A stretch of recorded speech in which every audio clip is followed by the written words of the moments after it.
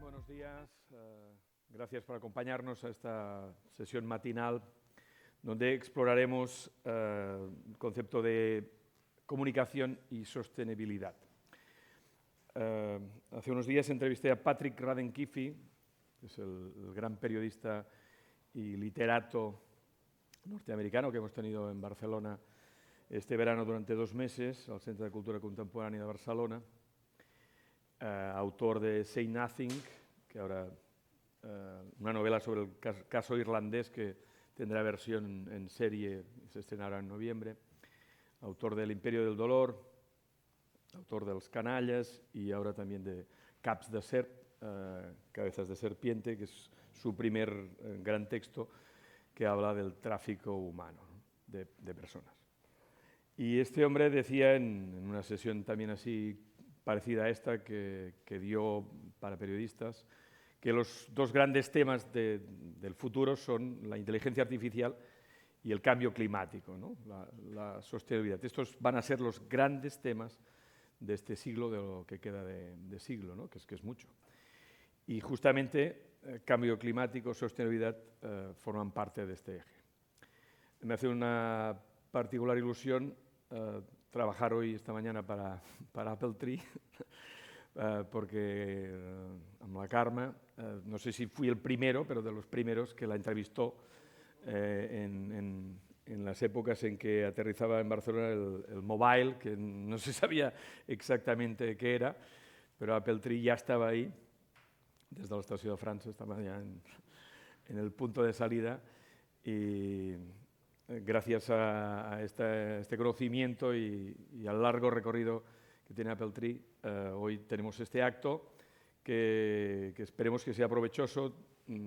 ¿Es en streaming o no sé? En todo caso, está grabado para que pueda ser después recuperado en Internet. Tendréis margen para formular preguntas, para no acumularlas al final o para decir, ostras, cuando lleguéis al Passeig de Sant Joan y dices, ostras, me queda con la pregunta en mente.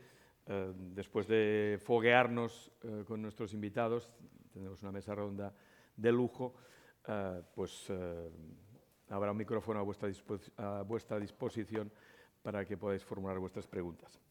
No me enrollo més. Carme Miró, la CEO y fundadora de la agencia Apple Tree, nos dará la bienvenida cuando quieras, Carme. Gràcies.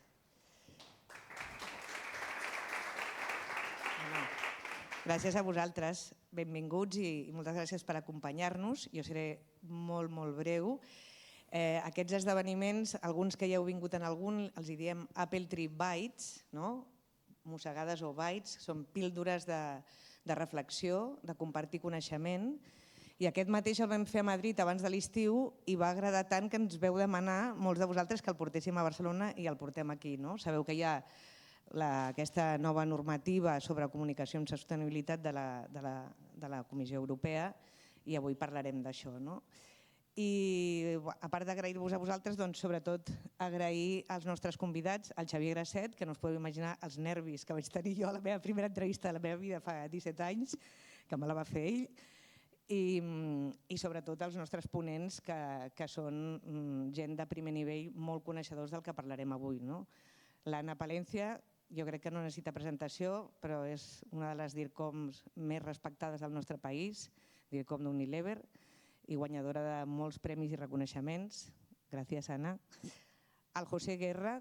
El José és el director d'Akbar i Suez, DIRCOM, a més company de Junta de DIRCOM Catalunya, on intentem sempre proposar coses a tots els nostres professionals i la nostra indústria i evidentment, sobre sostenibilitat i plans de futur, amb el tema d'aigua que tenim al nostre país, és un player essencial. També tenim a la Laia Mas. La Laia Mas és una business partner. Ella treballa amb consells d'administració, amb direccions d'empresa, justament per ajudar a transformar amb sostenibilitat i amb ESG a companyies, i una carrera de 20 anys a Danone, i allà va transformar molt la seva empresa i va aconseguir que una de les primeres multinacionals del món fos B Corp, que és molt complexa. I ja que parlem de B Corp, nosaltres som B Corp i jo estic molt orgullosa, és la fita professional més gran de la meva vida, haver aconseguit ser Bicorp, i tenim a la directora de comunicació de Bicorp, la Montse Sallarès. Moltíssimes gràcies, Montse. I bé, sense més, Xavier, esperem que ens informeu, que ens eduqueu i que ens sorprengueu. Diran el que voldran, vull dir que... Gràcies. Segur que sí. Gràcies, Carme. Doncs ja estan fetes les presentacions. Quan vulgueu anar passant, la Montse Sallarès, directora de Comunicació i Activisme Vilap, la Laia Mas, de Mas Salmones, en José Guerra, l'Anna Palencia i la Montse Sallarès. Moltes gràcies a tots quatre. Pues vamos allá. Se ha lanzado ya alguno de los ejes de esta conversación. La ley de consumo sostenible, ¿no?, en la que ya trabaja el Gobierno, que incorporará las directivas de la Unión Europea para luchar contra el greenwashing. Y de este concepto queremos empezar hablando, ¿no?, del greenwashing.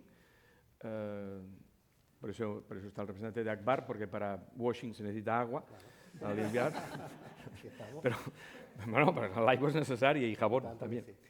Pero fuera coñas, el greenwashing es un problema que sigue estando presente en la recepción de muchos consumidores y ciudadanos. Dos datos. Según RepRisk, en el año 2023 se produjo un incremento interanual del 35% de casos directamente relacionados con este fenómeno del lavado de imagen, pensando en que hay estos criterios de sostenibilidad que se reclaman, ¿no? Otro dato, el informe de la Autoridad Bancaria Europea, el número de casos de greenwashing en toda la Unión Europea aumentó de un 26% y también de un 21% a nivel global en todo este año, 2023. Y la primera pregunta, y en fin, si queréis situaros sobre el tema de sostenibilidad y comunicación, iría por aquí, ¿no? ¿Cómo creéis que se puede atajar este fenómeno del greenwashing? ¿Qué mecanismos, qué consejos dais desde vuestras organizaciones a otras organizaciones o desde vuestras empresas para evitarlo? No sé si... Sí, comencemos así. Muy bien. Bueno, un consejo muy básico Laia. y muy de sentido común. Yo creo que muchos casos de greenwashing nos están pasando no por mala fe de las empresas ni por voluntad de engañar, sino por desconocimiento de la materia. Estamos hablando de temas de sostenibilidad que son muy amplios y muy complejos y que requieren pisar la calle. Es decir, en mayoría de casos, quien decide hacer campañas de comunicación al consumidor son equipos de marketing que necesitan pisar más la calle en sostenibilidad. Yo quiero pensar que si alguien visitara una planta de reciclaje en el país y viera qué está pasando, pues ya ni se le ocurriría a lo mejor luchar para tener un claim de 100% reciclable. Es decir, yo creo que solo por el hecho de tomar accountability de lo que está haciendo tu marca como footprint a nivel de sostenibilidad sería el primer paso. O sea, tal como los equipos de marketing comunicación nos equipamos muchísimo cuando entró la revolución digital, y todos tuvimos que aprender del mundo digital, de los clics, de los o sea, todos estos números. ¿Cuántos equipos de marketing a día de hoy y de comunicación están dedicando horas y tiempo a entender la sostenibilidad? Yo empezaría por ahí. Yo creo que agradecer en primer lugar la oportunidad, congratularnos porque el concepto greenwashing, que antes era un concepto que no tenía indicador, ¿no?, numérico vinculado, ahora ya tenemos datos, ¿no? Hemos partido con porcentajes, ¿no?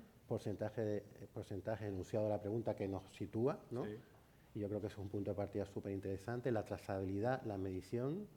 Desde el punto de vista de compañía, ahora llevándolo en torno a Akbar, claramente abogamos, ¿no?, por una gestión de los recursos hídricos, por la preservación del medio ambiente, y eso casi lleva implícito que el greenwashing esté en mínimos, es decir, que claramente estemos siempre abogando por decidir poner la etiqueta correspondiente en cada momento. Aún así todo, yo creo que aunque sea una empresa que en su core sea medioambiental y sostenible, casi por definición, tenemos mucho trabajo que hacer seguro, y la clave, yo creo que también yendo al enunciado de la pregunta, es cómo lo comunicamos, ¿no? Yo creo que nos tenemos que todas a rogar con una serie de herramientas, un manual de comunicación ético, riguroso, inclusivo, transparente, y llegar a la última milla a la hora de conectar con los consumidores con los mensajes adecuados. Yo creo que es un ejercicio de responsabilidad colectiva, ¿no?, que viene de la mano de la ley que estabas comentando y el hecho de que Europa toma conciencia de que el greenwashing no debería de ocurrir. No sé si siempre estamos instalados en aquello de la picaresca, ¿no? Al final, greenwashing es com disfresso, ¿no? Como me disfrazo. Bueno, en primer lugar también dar las gracias a Beltrí, a Carmen, por invitarme a estar aquí con estos fantásticos colegas, contigo Xavier, ¿no?, como moderador. Y bueno, la verdad es que cuando me invitasteis pensé, wow, aquí me invitan a hablar de greenwashing, ¿no? Entonces es como la primera reflexión. No sé si tengo que aceptar, porque parece que cuando uno ya acepta, ¿no?, que te tienes que justificar de algo.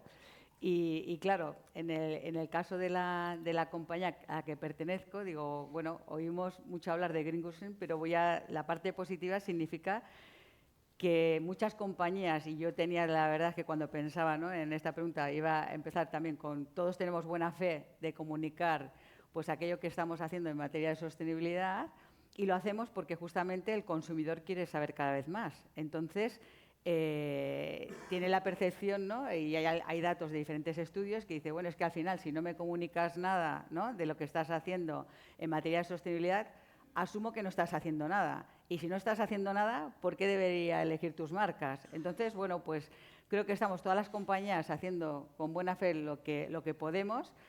Creo que algunas compañías pueden pecar, pero, insisto, no hay mala voluntad. Lo que ocurre es que al final pues hay tanto, ¿no?, que interpretar y qué se puede decir, qué no se puede decir. Hay que ser más concreto, no valen las generalidades. ¿Qué es para ti una generalidad y qué es para mí? Entonces, bueno, pues esto al final causa que a veces pues se acusen, ¿no?, a ciertas compañías de hacer greenwashing. Yo creo que al final ninguna compañía se puede permitir perder a un solo consumidor, y entrar en una crisis de greenwashing es al final pues un problema de credibilidad para la compañía y que luego acaba salpicando a todo el sector. Es decir, parece que al final hay alguien que no lo está haciendo del todo bien, pero insisto, de nuevo, no porque haya mala fe, pues al final salpica al resto y todos estamos haciendo greenwashing, ¿no? Entonces yo creo que al final lo que tratamos en las compañías es actuar con total honestidad, con transparencia, siempre que se va a hacer un claim que esté sustentado con evidencia científica, real, que al final pues dé gala a lo que estás comunicando. Y si haces y utilizas algún logo, pues por supuesto, ¿no?, pues que sea de una certificadora. Nadie, o sea, al final cuando alguien, ¿no?, es una B Corp, que Carmen, ¿no?, sacaba pecho, nosotros somos B Corp, por supuesto, porque hay tanto esfuerzo detrás de que habéis tenido que cambiar cosas, procesos, habéis tenido que invertir, habéis tenido que hacer ajustes, ¿no?, de cosas que se están haciendo de una manera, que se tienen que hacer de otra para tener esa certificación de B Corp, pues que al final ese sello pues lo muestra. Pero también es cierto que no todos los consumidores reconocen, ¿no?, el valor de un sello, todo lo que hay detrás. Entonces, hace falta mucha pedagogía, tanto interna, como decíais, ¿no?, también con los equipos de marketing, ¿no?, para que siempre ven, no, es que a mí me gustaría decir esto, ya, pero ¿esto qué significa? ¿Qué hay detrás? ¿Lo estamos haciendo? ¿No lo estamos haciendo? Entonces, bueno, pues también pones un poco orden dentro de la casa, que esto hay que hacerlo dentro de la casa, y luego también pues apoyarte con externos que nos den pues esas evidencias que necesitamos, que den apoyo a esas alegaciones que estamos haciendo en términos de sostenibilidad. Es un poco esto, rigurosidad, honestidad, claridad, sencillez y transparencia. Bueno, pues además inciden dos aspectos, ¿no?, el producto que se elabora y cómo internamente se trabaja la sostenibilidad. Des de B Corp, com s'aconsegueix també que el certificado tenga el crédito para que luego muchas empresas digan, sí, nosotros somos sostenibles. Bueno, yo antes de empezar voy a dar un paso hacia atrás porque que estemos hablando de greenwashing creo que ya es un avance, ¿no?, que esto esté en las noticias, que esté a nivel legislativo. Sin embargo, desde B Corp también nos gusta reivindicar no solo la parte ambiental, sino la parte social, ¿no?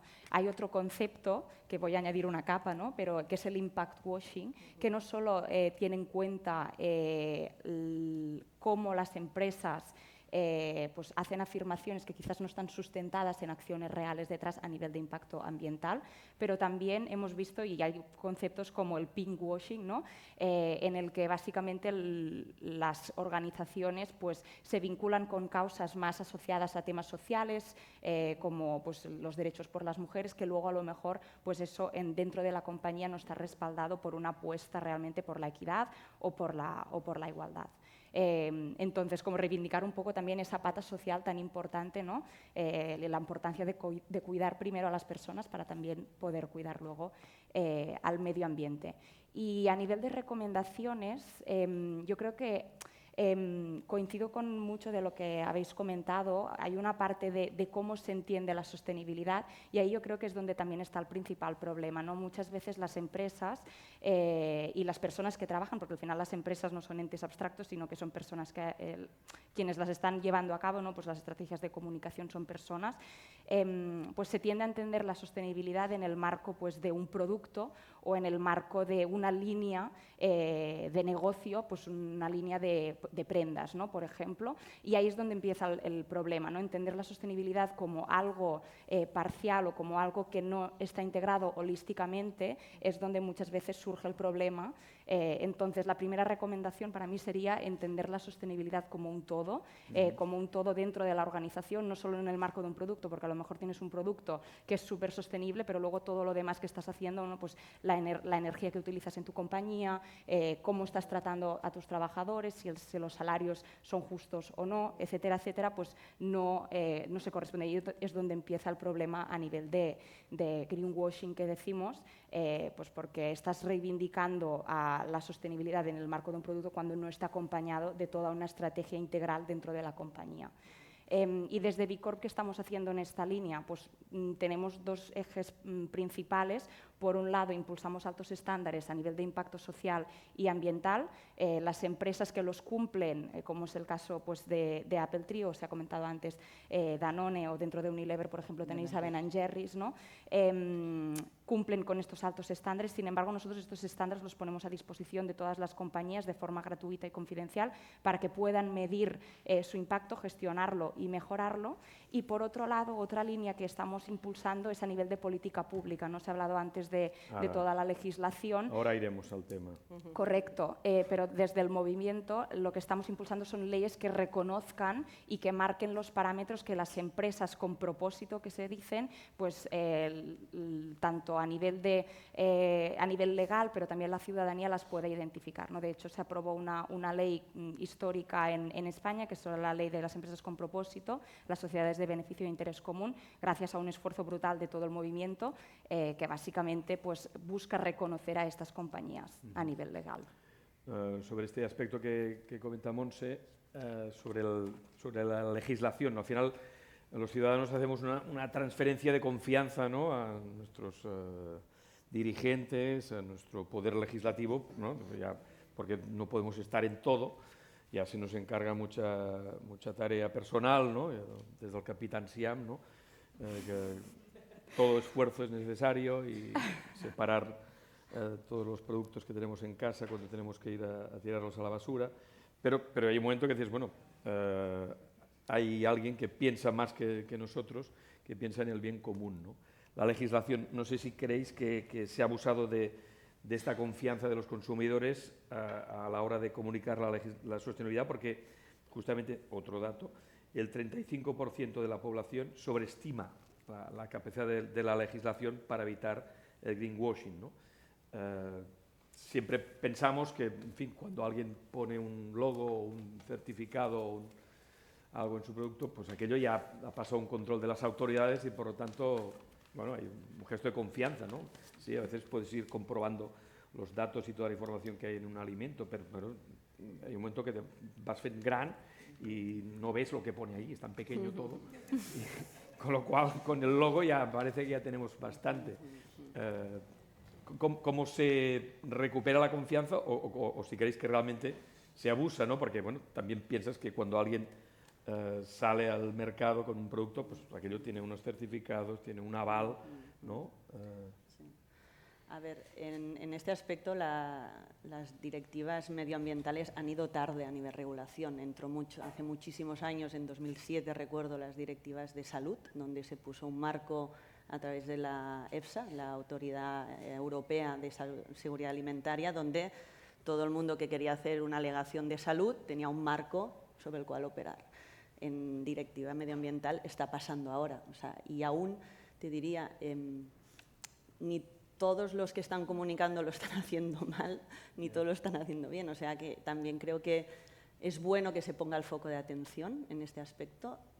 Es importante que se empiece a sancionar quien realmente está haciendo prácticas que incumplen y son realmente negligentes.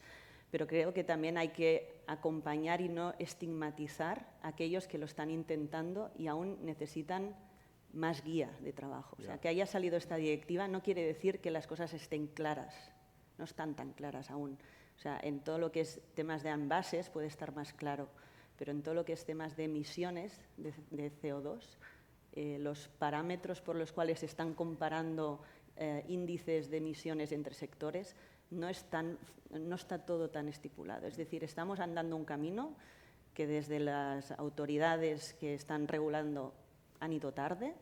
La buena noticia es que están empezando, que se están tomando direcciones en la buena dirección, pero que hay que también acompañar y ayudar a esas empresas que quieren comunicar bien. Insisto, ahí falta mucho conocimiento de sostenibilidad dentro de las compañías. ¿Hay un cambio cultural en la sociedad en este sentido? Parece que sí, no sé si sí. es lo suficientemente potente, pero... No, sí, existe, sin duda, existe, y esto creo que es la buena noticia, que se esté empezando a hablar de estos temas, y estoy de acuerdo, no solo el greenwashing, el social washing y muchos otros.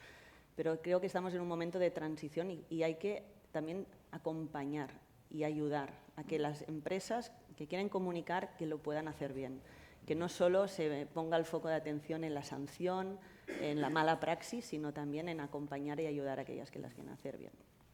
Yo creo, sí, que efectivamente es importante, ¿no?, ver que hay una realidad social, ¿no?, más instruida, el ciudadano está más preparado para discernir, para entender lo que se le está explicando, con lo cual hay que tener en cuenta esa gestión de expectativas, ¿no? Perdona, un dato más, el 3%, solo el 3% de los ciudadanos son capaces de identificar prácticas de lavado de imagen, ¿no? Es decir, que al final... Sí, sí. Yo iría al punto de confianza que comentabas también en el enunciado de la pregunta, el Edelman Trust Barometer, lo que viene a decir, ¿no?, ya se sabe que va midiendo año a año, las empresas están situadas en lo más alto, como la institución que más confianza genera, y lo hacen tanto en cuanto es competente, es ética, y además la correa de transmisión para que esa innovación llegue a la sociedad, ¿no?, es capaz de impactar. Más confianza que los partidos políticos. Bueno, sí, efectivamente, que las ONGs y que los medios, que son las otras instituciones medidas, ¿no? Claramente, además, la sostenibilidad está situada, y esto también lo vemos en otros sondeos, como el elemento clave para situar la ventaja competitiva de las empresas, con lo cual es por eso muy relevante que tengamos esa conciencia y seamos capaces de dimensionar la relevancia de la sostenibilidad y de dotarla de todas las herramientas de métricas, trazabilidad, etcétera, ¿no?, que es lo que estamos también debatiendo hoy. Hay otra herramienta que también quería compartir, que ya todos conocemos, está claramente la Green Claim, la directiva, pero también están herramientas como la taxonomía, que es la que te ayuda a discernir aquellas iniciativas que son o no sostenibles, ¿no? Y en base a que no sean o no... ¿Repetir el concepto? Taxonomía europea, y en base a que sean o no sostenibles, son capaces de atraer un flujo de inversión, ¿no?, que es una manera también de situar aquello que sí que es sostenible y aquello que no es sostenible. Y lo es en base a parámetros, ¿no? Por eso yo en la primera pregunta lo que contestaba era que incluso en una empresa que ya en su core lleva la parte medioambiental y sostenible, en lo verde, pero también en lo social, etc., lo lleva muy a gala porque estamos en este sector, ¿no? Claramente es nuestra actividad y lo que nos define. Ahí también tenemos que hacer un escrutinio claro, una instalación, una estación de depuración de aguas residuales. Podemos presuponer que cumple, pero quizás no. Quizás el CO2 que estamos emitiendo por tonelada o por metro cúbico de agua tratada, pues es más elevado de lo que permite la taxonomía. Con lo cual tenemos que, hay baremos, me refiero, para poder sustentar esa confianza. Está claro que el punto de partida de las empresas es, somos confiables, Y históricamente, como bien decía, más que los medios, más que las instituciones políticas, ha habido momentos donde no ha sido así, pero hoy por hoy la empresa, la organización la empresa empresarial es generadora de confianza neta, ¿no? Y tenemos que aprovechar esa confianza que genera para hacer partícipe al consumidor, ¿no? De esa confianza. y ciertas marcas, ¿no? Cuando consigues que tu marca, ya solo por el simple nombre de la marca, ya genere confianza, que es un esfuerzo de muchos años, ¿no? Sí, Ana. una gran responsabilidad. Por añadir algo diferente, ¿no? Para no repetirnos, yo daría dos datos, ¿no? Un dato de un estudio de JWT Intelligence que dice que el 90% de las compañías tenemos la responsabilidad de cuidar el planeta y la sociedad. Eso es lo que piensa el consumidor. Pero es que luego piensa que el 86% cree que no hay suficiente información en los productos, ¿no? Para elegir si este producto es sostenible o no lo es. Entonces, ahí surge ese esfuerzo, ¿no? De querer comunicar, ¿no? Todo lo que estamos haciendo en temas de sostenibilidad, y la regulación ayuda. Hablamos antes de orden y yo sigo un poco hablando de poner un poco de orden en el mercado, de que al final pues haya una competencia justa en este sentido, y que todos pues al final podamos decirlo de la misma manera, porque si no a veces pues también nos encontramos lo que decíamos, ¿no? El departamento de marketing dice, oye, ¿por qué esta marca está diciendo esto y nosotros no lo estamos diciendo? Pues no lo decimos porque tenemos que cumplir la regulación, y por eso pues surgen, ¿no? Pues guías interpretativas, ¿no? Como existe la guía, ¿no? De derechos sociales, consumo de la Agenda 2030, ¿no? Que crearon esta guía de comunicación sostenible, que da bastante visión de cómo se tiene que comunicar y cómo no se tiene que comunicar. Creo que la conocéis, pero si no ponéis guía de comunicación sostenible y la encontráis, y te ayuda mucho, ¿no? A la hora de decir, bueno, ¿puedo utilizar esta alegación o no la puedo utilizar? Ayer, por ejemplo, ayer era lunes, sí, ayer lunes, a mí me llegaba también pues, información de que justamente Autocontrol de la Publicidad ha creado un grupo de trabajo para crear, pues dentro de ese código de conducta de publicidad de autocontrol, ver cómo se tienen que hacer las alegaciones para que no sean engañosas. Y entonces, bueno, estamos todos en esa buena fe, ¿no? Que decíamos, por lo cual yo creo que no creo que estemos abusando, ¿no? De la confianza del consumidor. Yo creo que lo que estamos intentando es dar respuesta a las necesidades y lo que quiere saber. Es decir, yo llevo 30 años en la alimentación, y hemos pasado de cuando querías saber si tus productos eran seguros, ¿no? Cuando vivíamos las crisis, las vacas locas en el 98 y nadie, ya se perdió toda la confianza. Luego pasamos a hablar todo el día, ¿no? De los alimentos funcionales que tenían que tener un beneficio para la salud, además de alimentarnos, y surgió el decreto, ¿no? En 1924-2006, que nos ayuda a poner un poco de orden en todo esto, porque todo era salud. Entonces esto al final ya lo hemos integrado, sabemos cómo hacerlo bien y la normativa nos ayudó. Pues ahora estamos en ese proceso, ¿no? De que nos están dando diferentes herramientas para poner orden y hacerlo bien, porque insisto que no hay mala fe, no hay mala fe. Creo que es decir, hay interpretaciones que a veces no se tiene toda la información y no se está haciendo bien. Y la normativa nos va a ayudar a eso. O sea, porque yo digo, en la vida las promesas hay que cumplirlas, en todo, en lo profesional, en lo personal, porque si no las cumples, al día siguiente dejan de creer en ti. Es la confianza, ¿no? La base de la confianza. Es eso. Entonces yo creo que al final todos queremos hacer las cosas bien, y creo que muchas regulaciones nos están ayudando. Pero sí, diría, coherencia en la regulación, que estemos alineados y que no nos haga perder competitividad. Y esto es lo que desde aquí, que somos un país que regula mucho, lo pedimos a Europa, de que al final las leyes sean europeas, porque nos encontramos lo que estamos sufriendo todos, ¿no? El impuesto al plástico, que solo se paga en este país desde el 1 de enero del 2023, y el resto de países de la Unión Europea no lo pagan. Entonces, bueno, pues que se hayan leyes, pero que estén alineadas, armonizadas, y todos hagamos las cosas igual y no perdamos competitividad por estos motivos. Yo, para complementar un poco, hemos hablado de confianza. Yo tampoco creo que se haya abusado de la confianza, pero sí que quizás hay un aspecto que, queriendo o no queriendo, quizás las empresas sí que han podido aprovechar la poca capacidad que tiene la ciudadanía para disponer del tiempo de hacer comprobaciones de todo lo que están las empresas comunicando. ¿Te ha caducado el producto? A veces cuando ya Exactamente. ha pasado tanto tiempo intentando investigar. Sí, total. Visto no visto. Y luego también esa capacidad para poder contrastar, ¿no? Muchas veces a la ciudadanía también le faltan las herramientas para poder verificar si aquello que ve, ese claim que ve en una web o esa afirmación que ve en un producto o esa etiqueta de eco tiene algo detrás o simplemente es un pictograma, ¿no?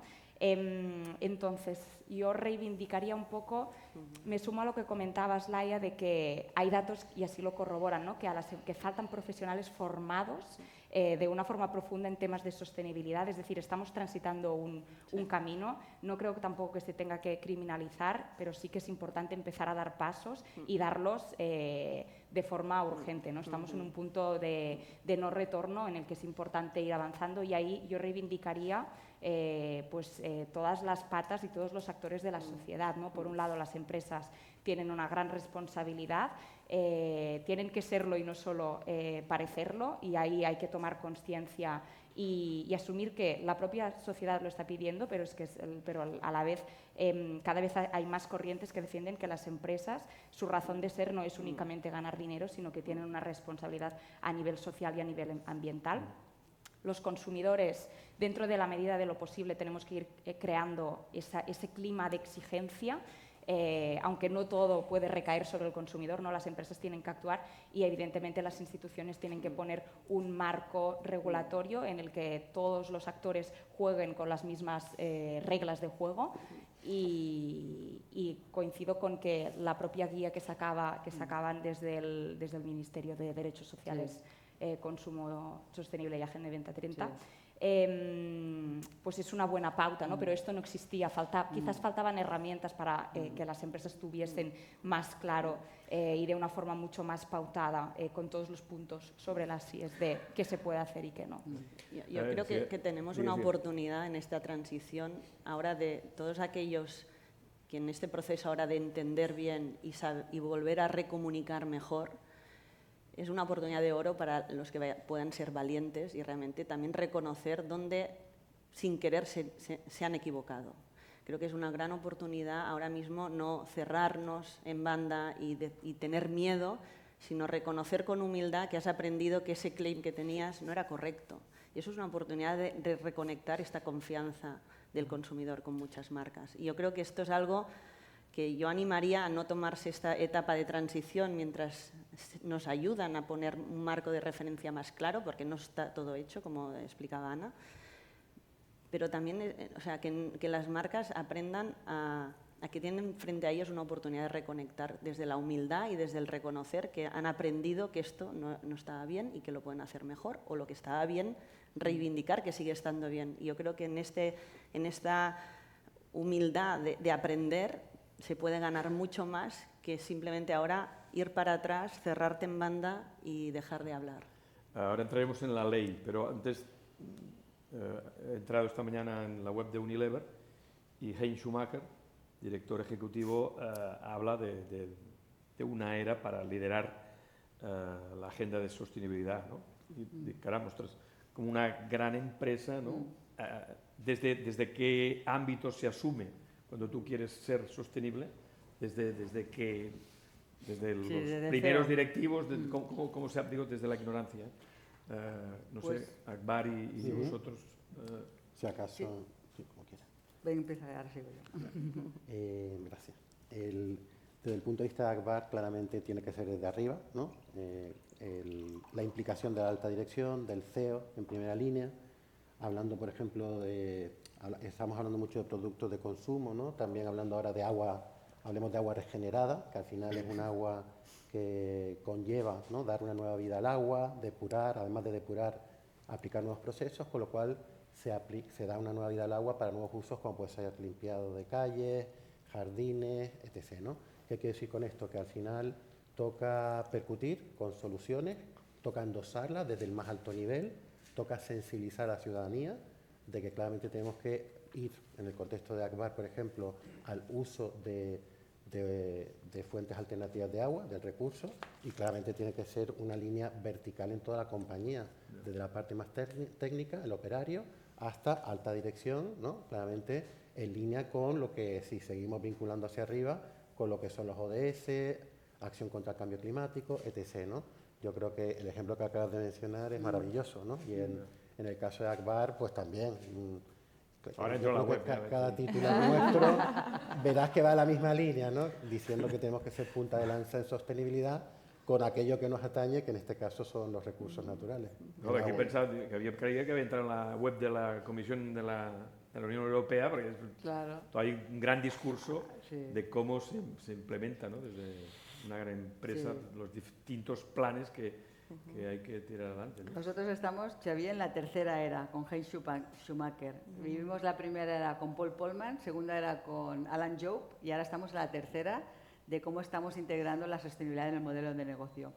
Y fijaros, yo creo que la respuesta es que si desde arriba no se lo creen y no tienen claro que se tiene que integrar en el modelo de negocio, no va a pasar. Porque yo he estado en algún foro en el cual me han invitado para ver, oye, ¿y tu compañía cómo integra la sostenibilidad? Y me ha preguntado un CEO, ¿sabes qué pasa? Es que yo no me lo creo.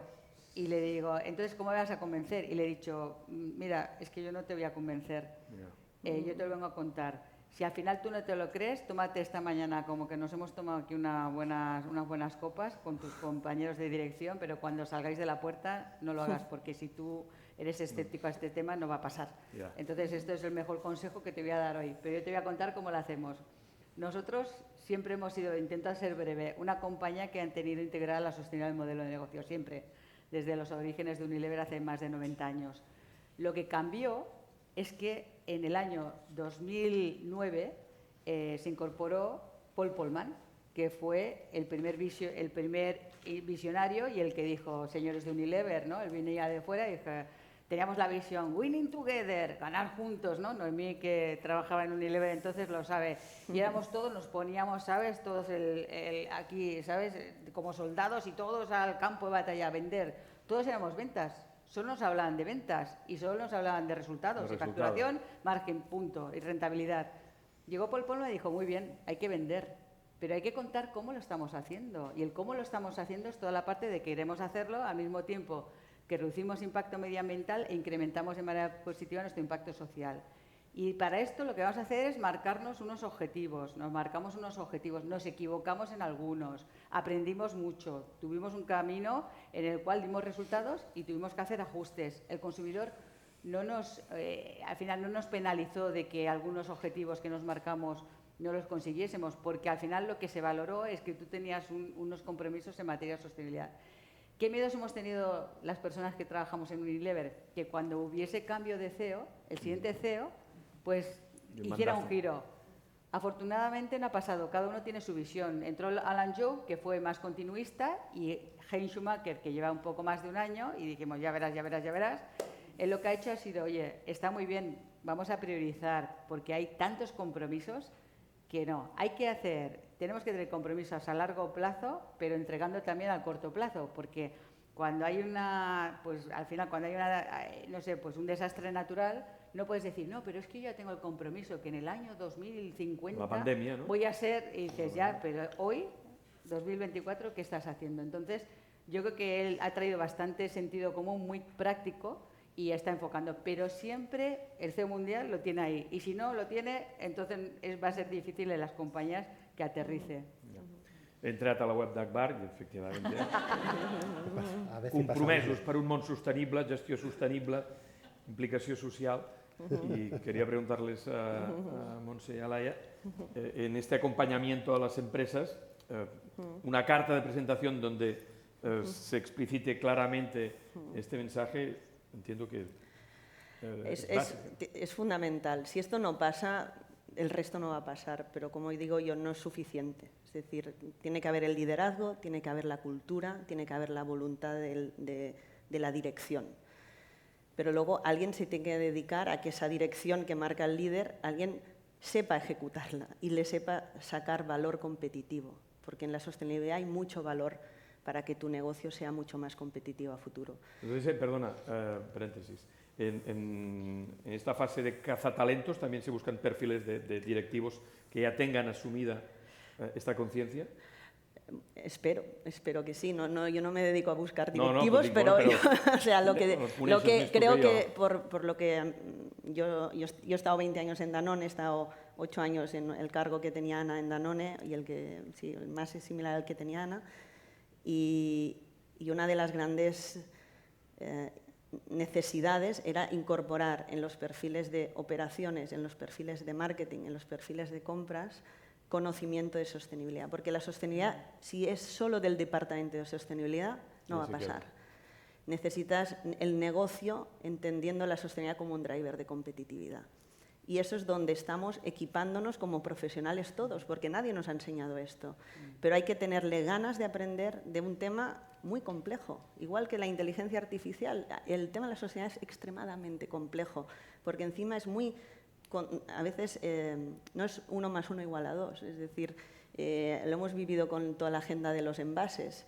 Se ha demonizado el plástico en las botellas. Ahora el tapón se está demonizando. También, pero las botellas han sido una solución en ciertos momentos de consumo de agua que si miras el CO2 es mucho más, tiene menor impacto que un vidrio o que un tetrabric. Y se ha vendido a veces cosas, yo creo, por falta de conocimiento, como más sostenibles.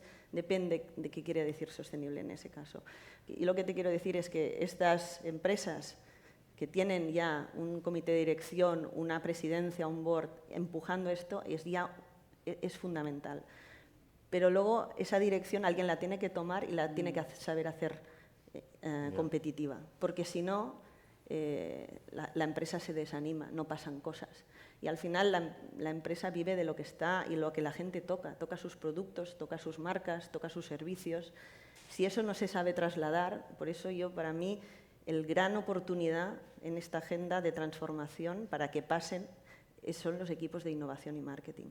Estos equipos tienen que querer aprender este tema. Va de ellos. No va de preguntarle al Departamento de Sostenibilidad y de Comunicación Corporativa qué puedo decir. Empápate de lo que es. Tú eres el dueño de esa marca, ese servicio. Tu responsabilidad es saber de qué campo viene el ingrediente que estás comprando, a qué precio estás pagando ese agricultor, cómo estás transportando ese material, cómo lo transformas, con qué energía, cómo lo vendes, qué consumo y posconsumo estás pudiendo hacer de este servicio. Si tú quieres encontrar un valor real, te tienes que dedicar a ello. Eso no es un brief que pasas a una agencia y le dices, comunícame la sostenibilidad en tal. No, eso no va a ir, no va a funcionar. Yo creo que lo que ahora falta es equipar a esa segunda línea. Yo creo que se ha hecho un gran trabajo en liderazgo que se sigue teniendo que hacer, pero estos líderes necesitan a gente debajo que les entienda. Montse, sobre això. Bueno, yo un poco a modo de resumen, creo que es clave que haya una alta dirección convencida porque sin eso no vamos a ningún sitio. Es importante que exista, porque hay en algunas organizaciones que la persona de sostenibilidad muchas veces es la misma persona de comunicación, ¿no? El hecho de que pueda existir ya un departamento de sostenibilidad es importante, pero no puede quedarse todo en el departamento de sostenibilidad, no tiene que permear en toda la organización y que esté en el propio ADN, ¿no? Que todo lo que hagas, que no solo... Me ha gustado mucho el punto del modelo de negocio de impacto, es fundamental que la razón de ser de la compañía ya esté orientada a generar ese impacto y que luego eso permee pues, en los procesos, en las operaciones, en cómo es tu producto. Y una vez haya habido esa transformación, en cómo tratas a los equipos, ¿no? Es súper importante que permee a nivel de equipos que haya esta transformación y ese cambio cultural, que no solo sean acciones puntuales, sino que haya una estrategia, que la propia estrategia integral de la compañía ya lo tenga integrado en todos sus aspectos, y el punto también para mí clave es tener que el propio plan no solo mida los resultados a nivel económico, sino que también se mida ese valor social y ese valor ambiental. Y para mí eso es básico. Si me permites, un par de cosas. Una, compartir algo factual, y es que las empresas que luchamos por el talento, todo el talento que quiere formar parte del equipo de Unilever quiere formar parte porque es una empresa sostenible. O sea, cuando te dicen el Departamento de Recursos Humanos, entonces dicen, no, es que me he leído, ¿no? Como tú decías, he visto a Hein y veo que está comprometido con la agenda de sostenibilidad y por eso quiero formar parte del equipo Unilever. Y ese es el primer motivo por el cual las personas que quieren formar parte de la compañía, pues al final aplican, ¿no? A posiciones dentro de la casa. Y luego lo que decíamos, ¿no? Un poco para complementar, para que cale, nosotros algo que nos ayudó en su día, aunque ya no existe porque ya todo el mundo lo tiene claro que tiene que aportar desde su área en la agenda de sostenibilidad, creamos un comité de sostenibilidad donde todas las funciones de la compañía estaban representadas en ese comité. Y entre todos ayudamos, ¿no? Éramos los embajadores que ayudábamos a que nuestros planes de sostenibilidad de la compañía aterrizasen a todo el mundo. Entonces, ahora ya todo el mundo lo tiene claro, ¿no? Esas semillas que creamos, ¿no? Que nos ayudaron, ¿no? a hacer lo posible, ya ha desaparecido. Porque ahora ya cada persona en la organización sabe qué tiene que hacer, qué puede aportar desde su área a los compromisos que tiene Unilever en materia de sostenibilidad. Y eso es maravilloso, ¿no? Ese ejercicio, ¿no? Que puedes llegar a conseguirlo. Con lo cual, ¿no necesitáis leyes? ¿O? Sí, necesitamos, para poner orden un poco, porque ya sabéis que la creatividad existe en todas partes. Os recuerdo que si queréis formular alguna pregunta, pronto tendremos un micrófono a vuestra disposición, pero antes entremos en este aspecto regulatorio de la Comisión Europea. Ayuda, antes decías, bueno, sería interesante que todos juguemos con las mismas cartas, ¿no? Que realmente se aplique una legislación a todos los miembros de la Unión Europea, pero en principio siempre tiene que ser así.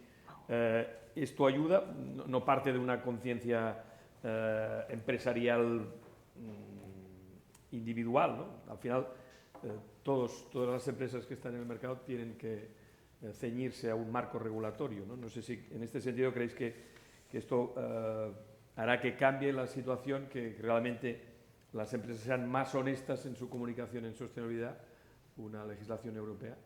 Sí, sin duda eso ayudará. El tema es cuánto pionero quieres ser tú como compañía y también un poco marcar esta genuinidad real del impacto y de la sostenibilidad. Pero sin duda, al final pasó con las alegaciones de salud en este país, se puso muchísimo orden, seguía habiendo escepticismo por muchos consumidores y sigue habiéndolo de si esta marca me está diciendo esto, vete a saber. Me está engañando. En salud esto es así.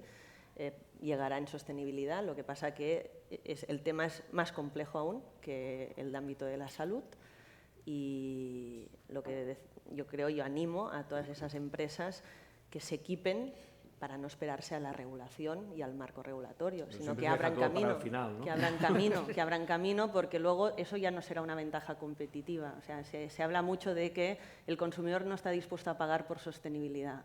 Hombre, es que si cogemos lo que se está haciendo en sostenibilidad a día de hoy, claro que no. O sea, porque si la sostenibilidad es simplemente una lista de claims de responsabilidad, ¿quién va a pagar por eso? ¿Cuándo es lo que te toca hacer? En cambio, cuando tú coges esto como una ventaja de competitividad para hacer el bien y mejorar, ahí aportas valor. Cuando tú estás haciendo lo que se espera que hagas, no hay valor. Cuando tú abres camino, empiezas a comprometerte en un cambio, explicas cómo te estás transformando, empiezas a enganchar a ese consumidor y a ese ciudadano en algo que le importa, ahí podemos empezar a hablar de valor. Pero a mí no me vale esta frase del consumidor no está dispuesto a pagar por sostenibilidad. Hombre, si sostenibilidad es lo que estamos haciendo hasta ahora, claro que no está dispuesto a pagar. El necio confunde valor y precio, pero cuando estás ahí en el supermercado dices, caramba, el precio a veces... Claro, pero en una situación de crisis económica. De hecho, antes teorizábamos con Karma, la sostenibilidad no te lo arregla todo en la vida. O sea, como te digo, no por ser sostenible eres inmune al precio. El precio siempre va a contar para la compra. Y sobre todo, cuanto más cerca estés de un mundo más comoditizado, como es el mundo a día de hoy de la alimentación. Pero trabajar en sostenibilidad y en valor de marca y en abrir camino y generar valor real te puede ayudar a aumentar la consideración de tu marca de cara al consumidor. Si tú ya no te consideran, nunca te van a comprar. Con lo cual, tu funnel de compra se reduce a los que te consideran y luego a lo mejor te compran. Pero la sostenibilidad puede jugar a otros niveles, no solo en la compra. No hagamos este mundo tan simplista y tan fácil, es mucho más complejo y creo que insisto, como los gestores de marcas de este país tienen que entender que no va a ser... me he gastado mucho dinero en mi nueva línea de envases. Joder, es que he gastado muchos millones. Alguien me tiene que pagar por esto. Esta es la mentalidad que tenemos hasta ahora. No, disculpa, nadie te va a pagar más por ese envase más sostenible. ¿Por qué? Porque es tu responsabilidad. Pero te pueden pagar más si eres capaz a lo mejor de hacer un cambio de cómo estás creando tu compra de ingredientes para que esos agricultores tengan más futuro. No lo sé, encuentra la forma de que esa inversión en sostenibilidad sea realmente un valor. Y estamos en esta transición, yo creo. No sé, sobre leyes y organización. Bueno, dar la bienvenida siempre a regulaciones que ayuden a crear más claridad, más confianza ante el consumidor de un entorno institucional como es el europeo, que además incita y empuja a que las empresas sean más honestas, más transparentes. Yo creo que luego viene a decir de cada empresa que tenga esa capacidad de ir más allá, ¿no? Vamos a decir casi la autorregulación, ir más allá incluso que la regulación, conectar con los consumidores desde el punto desde la confianza que se genera por la marca, por el valor intrínseco en la marca. Y luego, claramente, hay una realidad, una trayectoria en Europa, ¿no? Desde el punto de vista de regulación, de crear iniciativas que van marcando el camino, ¿no? El Pacto Verde Europeo para la neutralidad climática, para 2050, también lo que son las ayudas, todas las ayudas para el Next Generation. Al final tenemos esa capacidad y esa virtud que representa en Europa de tener unas entidades que nos ayudan a abrir caminos. Y luego un punto adicional también relevante es la necesidad de hacer una trazabilidad, ¿no? Medir para crecer, medir para creer y para hacer creer, ¿no? La necesidad de rigor, y el rigor yo creo que también está implícito en lo que es la regulación, ¿no? La verdad que la regulación hasta cierto punto tiene una connotación, ¿no? negativa, tanto en cuanto parece que nos regulan en demasía, pero en el fondo es la autopista que nos permite ir avanzando todos con un lenguaje común y compartido. Bueno, complementando, totalmente de acuerdo con lo que comentan Laia y José, yo diría que muchas veces también la sorpresa es que, o sea, yo diría lo primero, cuando intentas hacer las cosas bien, luego cuando llegan las normativas, haces pequeños ajustes, pero tampoco hay que hacer tantos ajustes, ¿eh? A veces la legislación se inspira en modelos. O sea, por eso también bien esto es una ejecutados. realidad. Y también nos ha pasado a nosotros, la experiencia que tenemos es que pensamos que el coste de la inacción es superior al coste de la acción. O sea, el coste de no hacer nada muchas veces al final tiene mayor impacto económico en el negocio que cuando empiezas a hacer cosas. Entonces, un poco también conectando con lo que decíamos al inicio, digamos, es que hay empresas ahora que están dejando de comunicar, ¿no? Y pasamos al green hashing, hablando de los hashing, ¿no? Es que al final, bueno, pues mejor no digo nada, ¿no? Y no, dilo, pero dilo si lo tienes que decir, porque es un poco, muchas veces que hemos hablado, ¿no? Con personas que están aquí en la sala también, es decir, al final no hay que precipitarse nunca en comunicar algo cuando no tienes los deberes hechos, porque al día siguiente te aparece el greenwashing. Pero si tú has hecho los deberes y los has hecho, ¿no? Bien, y no hay esa mala fe, al final tienes que hacer pequeños ajustes. Llega la normativa, la acabas ajustando, en lugar de decirlo así, lo acabas diciendo así y tal. Y al final esto pasa en todo, porque nos pasó pues con todas las normativas que nos han ido llegando, ¿no? En gran consumo. Pero tú te quejabas de exceso de regulación antes. Sí, hay un exceso y sobre la todo europea, porque en España somos un país altamente regulado. Y me quejo del exceso, Xavi, en el sentido de que si la regulación en nuestro país hace que perdamos competitividad en el resto de Europa, me quejo, porque al final lo que no puede ser es que estemos importando productos y que al final se comercialicen aquí y que se puedan comercializar pues más baratos porque no se cumplen una serie de normativas y no haya que pagar una serie de impuestos, y que nosotros, lo absurdo de todo, es que estemos pagando el impuesto al plástico incluso en empresas que se exportan productos fuera de la Unión Europea. Pagas el impuesto del plástico por un producto que no se va a comercializar en este país y luego la agencia tributaria, que en principio te iba a devolver ese dinero, no te lo devuelve. Lo siento, pero es que es una realidad. Entonces, esto es lo que al final nos está pasando. Entonces, detrás de todas las empresas estamos personas, como los que estamos aquí sentados, que necesitamos trabajar para ganarnos la vida y que cuando hay un impacto económico muchas veces acaba impactando en el empleo de las empresas. Y esta es la parte social que muchas veces no se ve. O sea, parece que somos todos los malos y los malos somos personas, ¿no? Que nos tenemos que ganar la vida, ¿no? Y alimentar a nuestras familias, pagar los colegios de los hijos y buenamente pues vivir la vida como se pueda. Entonces, por eso me quejo un poco a veces de la regulación, ¿no? Que al final puede impactar y algunas grandes empresas pueden soportar pues esos golpes que te puede marcar una regulación, pero a lo mejor pues empresas más pequeñas acaba con un cierre, que eso es lamentable. Y eso es lo que yo pues a veces me frustra y me entristece personalmente. No sé, Bueno, sobre leyes. Para complementar, yo creo que la virtud está en el equilibrio, ¿no? Nos vamos. Yo creo que la virtud está en el equilibrio, ¿no? El equilibrio, al final sostenibilidad, si te vas al significado de la palabra, significa sostenerse y perdurar en el tiempo.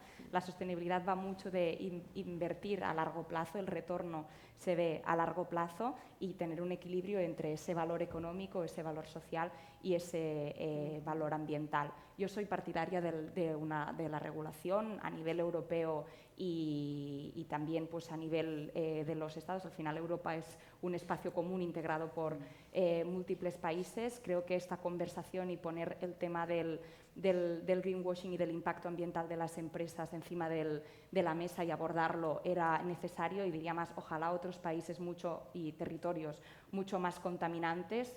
Miro al sudeste asiático, China, Estados Unidos, seguramente dos de las principales potencias más contaminantes del mundo, hubiesen puesto el tema del greenwashing y del impacto ambiental en serio para abordarlo, evidentemente con margen de error, pero que lo hubiesen puesto en el centro del debate público a nivel territorio. Entonces, a nivel normativo, creo que Europa ha hecho una gran apuesta también con el Green New Deal, ¿no? De ser competitivos a nivel global, pero con un impacto ambiental cero.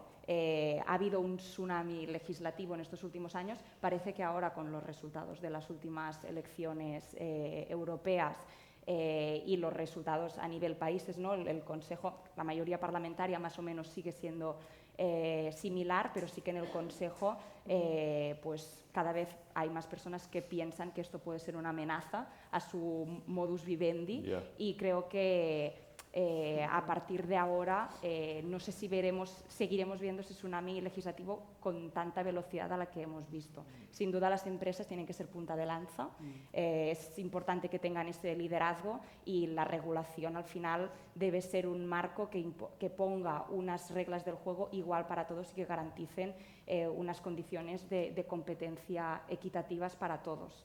Y para mí ese debe ser un poco sobre este aspecto que lanzaba también Ana, me gustaría oíros a vosotros sobre el hecho de que haya empresas que deliberadamente hayan dejado de comunicar cualquier iniciativa que tenga que ver con la protección del medio ambiente. Hay un informe de la consultora South Pole que dice que el 58% de las marcas ya no lo comunican. Eso quiere decir que tienes un 58% de margen para convencerlas. No, yo creo que es normal también. Al final, cuando viene una directiva, te vienen sanciones de 4% de tu facturación, mucho dinero en juego, y no hay aún un marco de guía, pues lo natural y humano es, o sea, y vuelvo a lo mismo, no siempre es mala fe. O sea, yo creo que lo natural es decir, oye, probablemente no tengo claro qué estoy comunicando, me retiro. Yo lo que creo que es lo correcto es invierto en saber lo que es correcto decir y lo que no, y luego hago una estrategia interesante de cómo comunicar esto. De cara a, oye, donde dije Diego, ahora digo Diego sí, pero ¿por qué? No porque he cambiado de opinión, sino porque probablemente he aprendido que esto no era así. Hay una gran oportunidad por delante de inversión en conectar tus marcas con la ciudadanía si se toma esto como una oportunidad. Yo creo que el movimiento ahora natural es de me retiro un poco. Pero yo creo que es ahora invierto en conocer, invierto en estrategias de comunicación interesantes.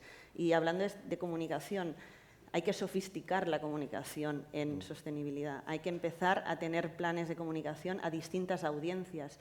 No es lo mismo explicarle a un ministro de Transición Energética por qué has decidido cambiar de ciertos compromisos de tu compañía que explicarlo a un consumidor. Hay que empezar a invertir en distintas audiencias, a explicarte mejor, y al revés, hay que invertir en comunicar más. Y eso se complica, porque eso quiere decir no solo pensar en un PR consumer oriented y mucho más superficial, para decirlo de alguna forma. A veces no hablamos si hay que dar mucha información a los productos, a veces hay que lanzar, no sé, un mensaje que que explicarte apele a la más, emoción, sí, ¿no? explicarte más. mensaje más explicarte directo. más. Incluso también teniendo muy trabajado el propósito, ¿no? Por ejemplo, en el caso de Akbar, que es parte de Veolia, actuar para la transformación ecológica, mejorando el futuro. Una marca con propósito. Una marca con propósito, que en nuestro caso sería mejorar el futuro de las personas, gestionando de manera sostenible los recursos y actuando para la transformación ecológica, ¿no? Yo creo que aquí hay un mantra casi, ¿no? Un mensaje en el caso de Akbar que claramente tiene que ver con ser conscientes del cambio climático, de una realidad cambiante en la que toca actuar, ¿no? Claramente toca pues, tener un propósito compartido, distribuido dentro de la compañía, bien trabajado para que represente y haya una correcta sinergia y que nos permita ser punta de lanza en la transformación de los modelos de producción, claramente yendo a economía circular y dentro de lo que es recursos y hablando particularmente del agua, lo que comentaba antes, que es el agua regenerada, ¿no? Dar una nueva vida al agua en un contexto de sequía, como es el que afecta a Cataluña, como es el que afecta a Andalucía. Vengo a decir con eso que hay margen de maniobra para una sanción cuando vemos una empresa, en este caso que no es de consumo final, de productos de consumo, pues al final nos arrogamos esa parcela más cómoda, ¿no? de crear una sintonía, una conciencia sobre cómo gestionar de una manera más eficiente los recursos naturales. Un poco complementar algo diferente. Yo creo que al final el miedo paraliza en la vida y cuando te paralizas pierdes oportunidades y estás perdiendo oportunidades porque si otros... Mejor arriesgar que lamentar. Pues muchas veces sí, o sea, quiero decir, al final el 58 que deja de hacerlo, pues tienes al final, ¿no?, un 42%, ¿no?, restante que lo siguen haciendo y entonces el primero que llega es que se lleva, ¿no?, al final el primero que aterriza, el que acaba fidelizando al consumidor y el que al final va creando, ¿no?, pues esa fidelidad, ¿no?, de marca, con lo cual, ojo, en esa paralización, yo creo que al final quizás es que vamos al paso atrás. Antes de haber hecho la comunicación, tendrías que haber hecho una comunicación pues que tengas la evidencia, ¿no?, detrás para poder hacerlo y que te haga sentir cómodo. Porque luego haces un ajuste. Pero si ya lo has hecho bien y no hay greenwashing, un ajuste ahí, ¿no?, yo creo que se puede hacer. El problema es cuando te has lanzado, porque todo el mundo, ¿no?, en el mercado, no, todos vamos ahora de blanco, todos de blanco, ¿no? Hombre, si no tienes el vestido blanco y no tienes recursos, ya te lo comprarás, ¿no? Pues lo mismo con las alegaciones, todo el mundo lo está haciendo, pero tú comunica cuando ya estés preparado, ¿no? Entonces, yo creo que ha pasado esto. Entonces, sí que es cierto que luego pues el miedo te paraliza, pero entonces el consumidor sigue demandando, ¿eh? El consumidor está ahí y sigue diciendo, oye, dime cuán sostenibles son tus marcas, porque yo ahora, dentro de mi estilo de vida, me quiero fidelizar y quiero vincularme a aquellas marcas, a aquellos servicios que hacen las cosas bien. ¿Qué haces tú por el planeta? ¿Qué haces por la sociedad? ¿Qué haces dentro de las compañías? ¿Cuidan a sus trabajadores? ¿No lo están haciendo? ¿Qué agenda de diversidad e inclusión tienes? O sea, todo esto está pasando. Entonces, también, ojo, con esa retirada, porque a veces cuando quieres volver ya has llegado tarde. Yeah. Entonces, ojo, ¿no? Yo diría un poco de cuidado, cautela. Montse. No, yo coincido. Yo creo que muchas veces marcas que son muy precavidas y cuidadosas nos encontramos a veces en el movimiento que hasta pueden ser las que más cosas están haciendo. Creo que es natural con toda esta legislación que las compañías vayan con más cuidado. Creo que esta legislación para mí es positiva, sobre todo porque nos hace ver la sostenibilidad de forma mucho más profunda, es decir, está promoviendo un cambio en la forma de entenderla. Y yo ahí el no comunicar y este ecosilencio creo que puede ser contraproducente. Al final es importantísimo que las marcas se ganen la confianza, que logren esa conexión y a veces es tan sencillo como mostrar tu humanidad también como compañía, ¿no? Reconocer que no eres perfecta, reconocer que la sostenibilidad al final es un camino de mejora infinita. Siempre hay aspectos en los que se puede mejorar y que en muchas ocasiones no todo es blanco y negro, ¿no? Hay muchos matices, hay muchos aspectos que aún se tiene que invertir en innovación para descubrir de qué forma, porque a veces no hay soluciones simplistas o caminos fáciles en sostenibilidad. Entonces, la recomendación para mí sería comunicar y establecer un diálogo, porque esto ya no es unidireccional, sino que es más un diálogo honesto con el consumidor, auténtico, basado en hechos reales y en datos que avalen, y a la vez pues, con historias de transformación que puedan existir dentro de la compañía para poder lograr esa empatía. Tenemos un micro, o tenemos dos, hoy tenemos 5, pero tenemos uno para vosotros, sin miedo. Cualquier duda que tengáis o cualquier aportación, si os podéis presentar. Hola, buen día. Joaquim Ramis de Apple Tree. Una pregunta para la mesa, pero relacionada con las marcas y con las marcas de gran consumo también. Como sabéis, cada vez más, y más en España, están perdiendo más relevancia, ¿no? Y ganando la marca de distribución. Pasa en otros países, pero aquí es la más grande en toda Europa, ¿no? Por delante de Alemania. ¿Puede ser la sostenibilidad bien entendida una palanca para recuperar esa relevancia? Y si es así, ¿de qué forma? Yo, sin duda, sí, sin duda. No para todas las marcas, pero yo creo que hay una gran oportunidad en la sostenibilidad, pero entendida como cuando una marca pasa a ser una marca que tiene un impacto de transformación.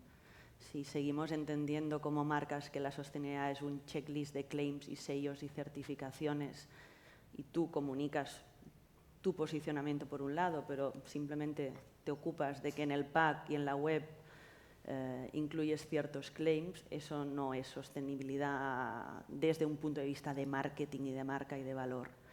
Hay un ejercicio de buscar ese espacio ligado a uno de tus retos en el impacto que generas. O sea, como marca tienes que conectar tu rol de marca, tu esencia de marca, tu product truth, realmente a un impacto que tú quieres corregir en el sistema.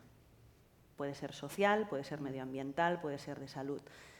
Ese trabajo de marca profundo, de conocer el footprint que generas, qué impactos, qué pains estás generando y convertirlos en tus gains de marca, puede realmente vehiculizar que tu marca pueda ser una marca de impacto y de transformación. Hay un claro ejemplo de libro que es la marca de chocolate Tony's Chocolonely. No sé si lo conocéis, pero es claro, es muy fácil contarlo cuando ya ha pasado, es una marca que nace desde el propósito y el impacto, pero creo que es fácil de entender y explicar. Es decir, si tú te dedicas a vender chocolate y la industria del chocolate se está aprovisionando de países donde hay esclavitud infantil, tú naces con el propósito de que con tu chocolate vas a erradicar o vas a cambiar el sistema de la industria del chocolate. Es una marca que su product truth conecta con su impacto directamente en o sea, desde el diseño que han hecho de la tableta a cualquier punto de activación lo están trasladando y han sido vocales de activismo en la Unión Europea, de cambios de legislación, han hecho muchísima conciencia y a día de hoy es una de las marcas que más está ganando en listings en lineales de Europa, porque encima le viene todo a favor después de haber luchado 15 años.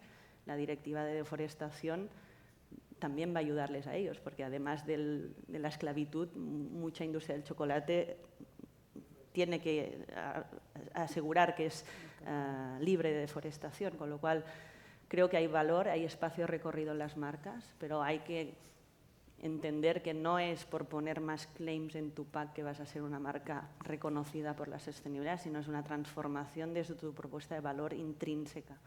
Y yo creo firmemente en este camino para que las inversiones que hay que hacer en sostenibilidad en las empresas empiezan a verse un poco más reconocidas en el consumidor.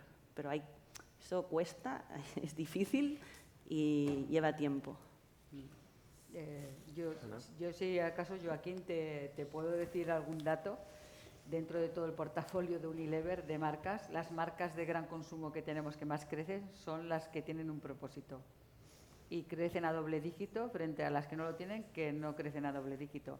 Entonces creo que tenemos ejemplos como DAF, que lo conocéis todos, ¿no? Que este año se celebra el 20 aniversario de una marca, ¿no? Que promueve la belleza real y que bueno, va buscando un poco pues el generar pues esa un poco conciencia, ¿no? de cómo cuidar esa belleza real y adaptándonos a lo que pasa en cada momento. Ahora estamos pues también toda la campaña, que igual no sé si la conocéis, y os invito a que veáis, con el tema de la inteligencia artificial, ¿no? Como al final, pues la inteligencia artificial nos ayuda mucho, pero cuando están los algoritmos bien hechos, porque la inteligencia artificial, tal como está creada, si tú pones al final en un chat GPT, que, ¿no? Créame una imagen de una mujer hermosa, pues creará la imagen de una mujer inexistente y que no la vamos a ver nunca en la calle. Cuando pones créame una imagen de una mujer hermosa segunda, podría ser cualquiera de las mujeres que están sentadas aquí. Entonces, ese es lo que al final el consumidor, o sea, es ser fiel a tu propósito y bueno, y nos ha hecho seguir creciendo. Pero os puedo contar, la última marca que ha incorporado el propósito, que ha sido Hellmann's, en toda la lucha contra el desperdicio alimentario, no se basa solo, y lo decía, lo apuntaba muy bien Laia, de poner al final la alegación en los envases. Tienes que estar, si estás comprometido que lo tienes que hacer, tienes que invertir en comunicación a todos los niveles, en el punto de venta, en todos los medios, en las redes sociales. Ahí Noemí nos podías hacer un máster, ¿no? Que Noemí sabe muy bien, ¿no? De cómo hacerlo, pero es que tienes que estar para que el consumidor sepa, y por eso necesitamos muchas veces las empresas, las marcas, ayuda de los que nos podéis enseñar a comunicar mejor, porque creo que tenemos deberes pendientes. Tú apelabas a la emoción, es que eso es muy, muy importante, porque al final tú compras algo, una marca, te vinculas, porque al final tu corazón lo siente. O sea, si lo ves solo pero no lo sientes, ahí se quedará en el lineal, pero cuando tú lo sientes, es cuando dices, yo me quiero vincular a esta marca. La diferencia entre informar y comunicar, ¿no? Eso. La comunicación lleva algo más añadido. Sí, sí. A nosotros nos pasa, ¿eh, Joaquín? Aquí.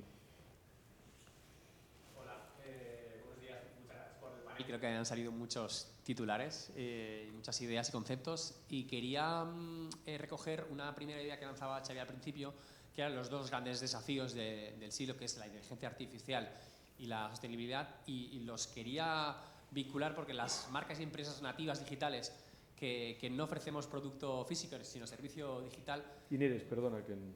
¿Perdón? Si te puedes presentar. Sí, soy Xavi Díaz de Figurat, director de comunicación de Figurat, que es una empresa de formación online, y nuestro reto es ese, cómo comunicamos a ese consumidor final que está detrás de una pantalla y a través de un servicio que es puramente 100% digital, ¿no?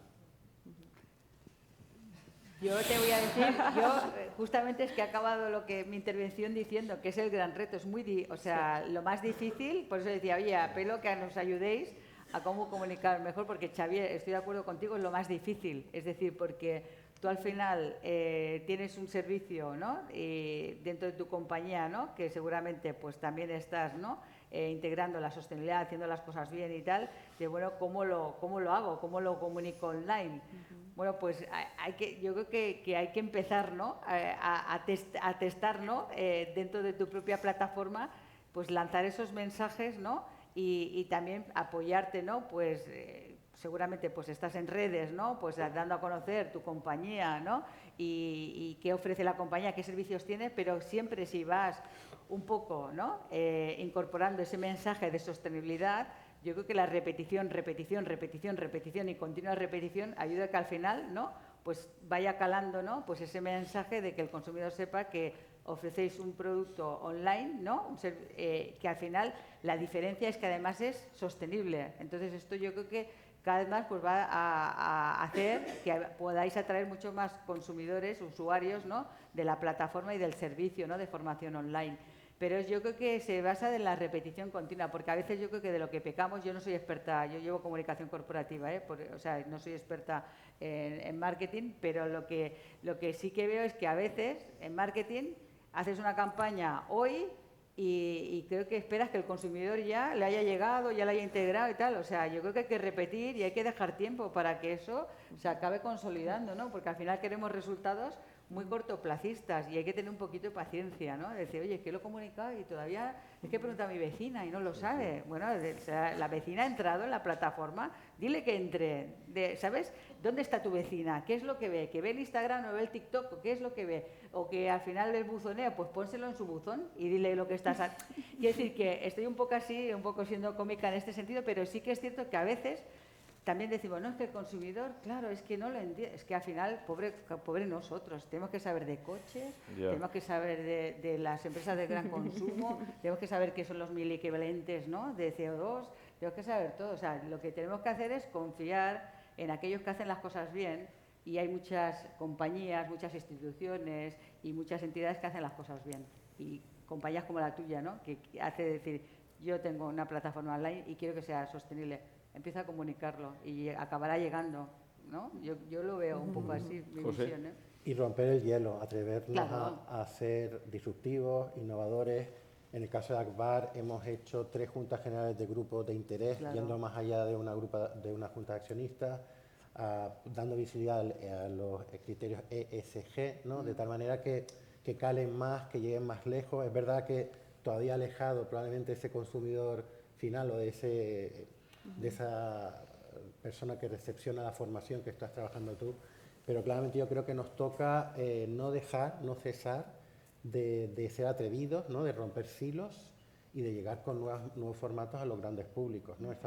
Y esto a nivel corporativo, como digo, pero esto al final permea, y yo creo que es un mensaje que llega a todos, ¿no?, también a la parte de formación dentro de la casa. Dentro de Akbar tenemos la Escuela del Agua, que también está innovando en formatos, viendo cómo traslada estos elementos de sostenibilidad para llegar a los estudiantes, y están en el mismo reto que tú estás comentando, ¿no? Cómo empapar, ¿no?, cada ejercicio, cada iniciativa de los mensajes de sostenibilidad. ¿Alguna pregunta més? ¿Alguna pregunta más?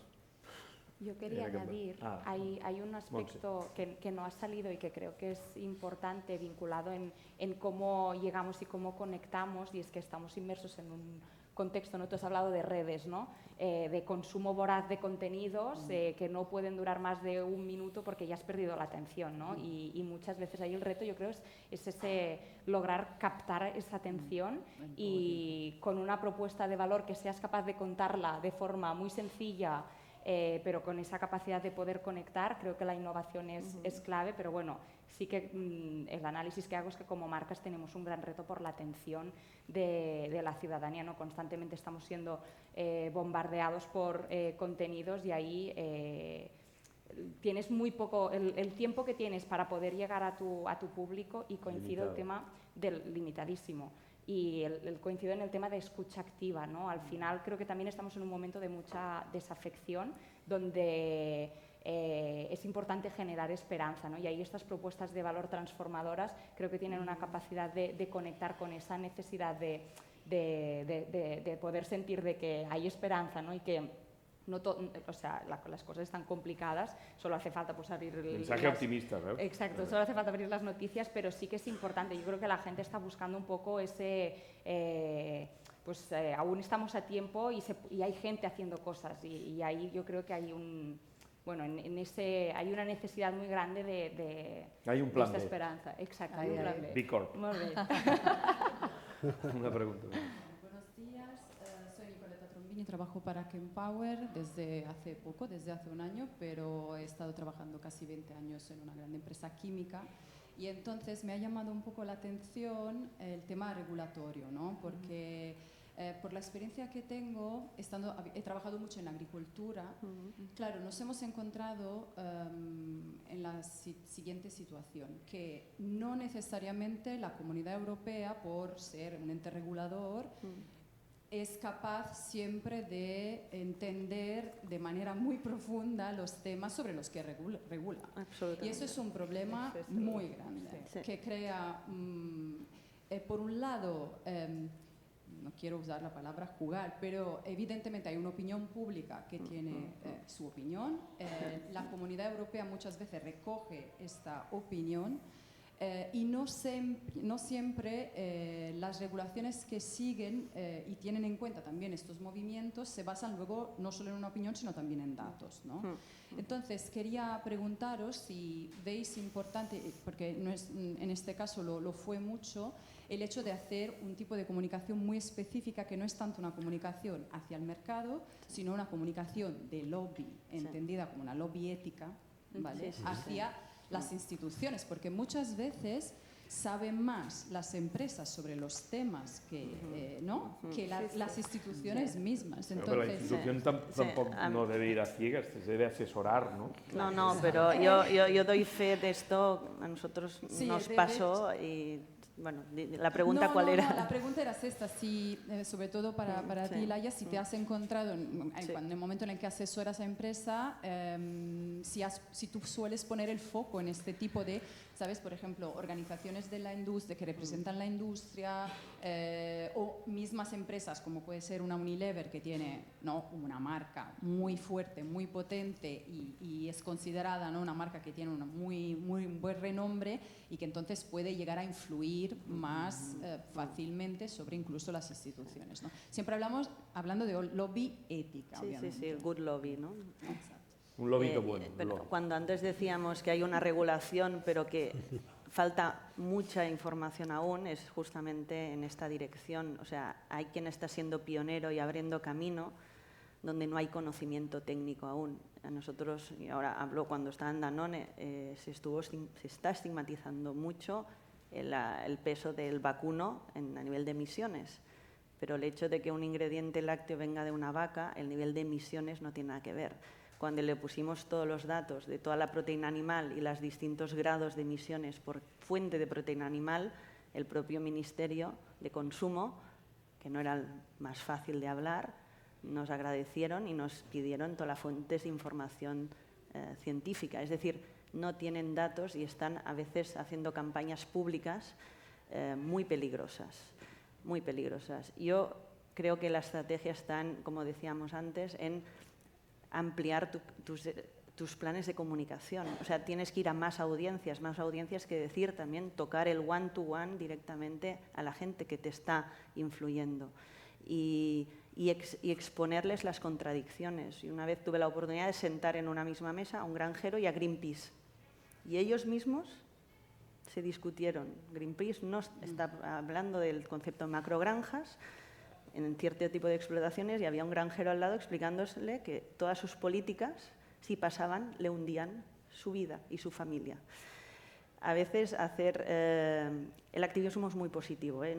Yo estoy súper a favor del activismo, tiene un rol social de activar el sistema, pero a veces el blanco y negro del activismo es muy difícil en la realidad, con lo cual hay que profundizar en la conversación, hay que conocer la conversación, y eso es muy importante en comunicación. Y no solo hay que hablarle al consumidor, porque el consumidor está intoxicado de lo que la opinión pública quiere que sepa, que no siempre es la verdad.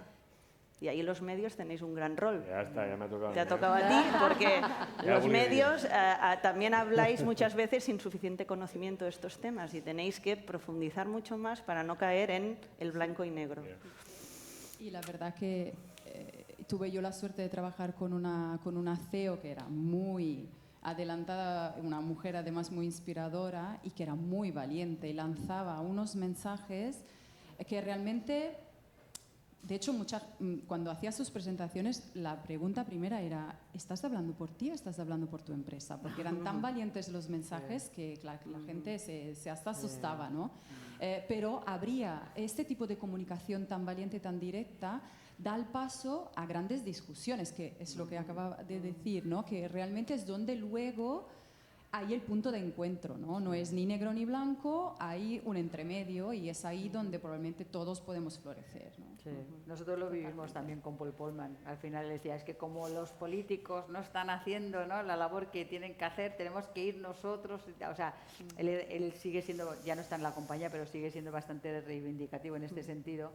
Pero sí que es cierto que todo el tema de un lobby puro y sano creo que es necesario y de hecho yo en la compañía, cuando empecé en comunicación hace 20 años, claro, estaba como asustada, ¿no? Que te dijeran que eras lobista, era como, wow, casi que yo pensaba que lo tenía que esconder, ¿no? Es decir, y básicamente pues me tocaba ir, ¿no?, a Bruselas y pues con los eurodiputados a contarles, oye, ahora que se tiene que aprobar pues un nuevo alimento cuando lanzamos, ¿no?, el producto que reducía el colesterol, pues para presentarles la evidencia de que el producto era seguro, que funcionaba, que era eficaz, estos son los estudios, Y es cierto que luego pues otros tienen otras visiones y creo que ya están todos como muy abiertos, esto ya es bastante abiertos, hay que escuchar todos los puntos de vista para hacer luego pues con todo lo que cuenta cada uno, hacer un poco pues construir cuál es la mejor opción y de qué manera regular, de manera justa para todos. Esto se hace.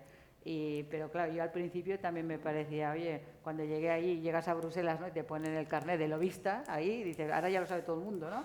Voy para allí, yo que lo estaba escondiendo todo el día, y ahora resulta que todo el mundo sabe que eres lobista, ¿no? Y bueno, ¿qué pasa? No necesariamente tiene una carga negativa. Buena lobista, exacto, ¿no? Con B de bueno. Con B de bueno, pero sí, pero estoy de acuerdo, hay que hacerlo y hay que buscar esos one-to-ones con aquellos que puedan influenciar en las normativas de una manera pues buena y profesional. ¿Alguna pregunta más? Allá, Alfonso. La hora del patio ya se... Buenos días, ¿qué tal? Soy Paula García de Grifols y quisiera preguntaros acerca de los indicadores ESG, porque es cierto que es como un concepto que antiguamente pues era muy de inversores, ¿no? Al final es reporting puro, pero sí que es cierto que tengo dudas acerca de cómo integrarlo en una narrativa, ¿no? en comunicación. Entonces, quisiera saber vosotros y vosotras cómo lo estáis haciendo, si confiáis en que es una buena estrategia integrarlo en la narrativa, el concepto de ESG, o si lo estáis dejando de lado y es simplemente un tema puramente de reporting. Gracias. Yo seguramente... Bueno, yo he hecho la prueba dentro de mi compañía y he preguntado a muchos compañeros, ¿qué te parece esto de la ESG? Y creo que un 2%, un 2% sabían que era ESG. ¿Qué es? Entonces, lo he preguntado en casa, tampoco lo saben.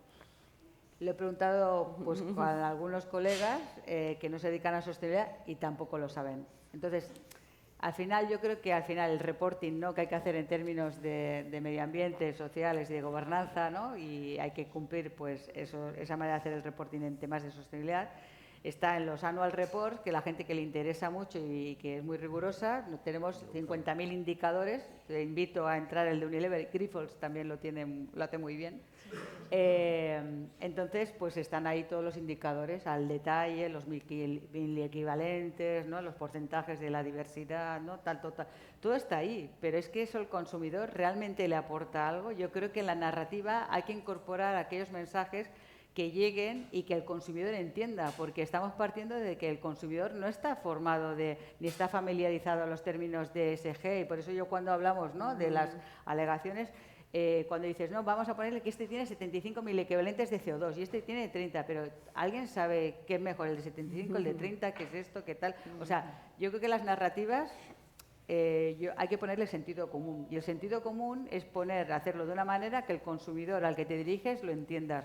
Si tienes que ir a un foro de profesionales de la ESG, ya hablarás de los indicadores que aparecen en el reporting, porque seguramente les interesará, pero al 95% de la ciudadanía, que son los que tú tienes que convencer para que compren tus productos, les aburre. ¿Les aburre soberanamente? Entonces hay que ponerle la practicidad que el consumidor busca. Hagámoslo fácil, lleguemos a su corazón, porque hablándoles de los indicadores de ESG no van a comprar más los productos. Es que no nos los van a comprar más.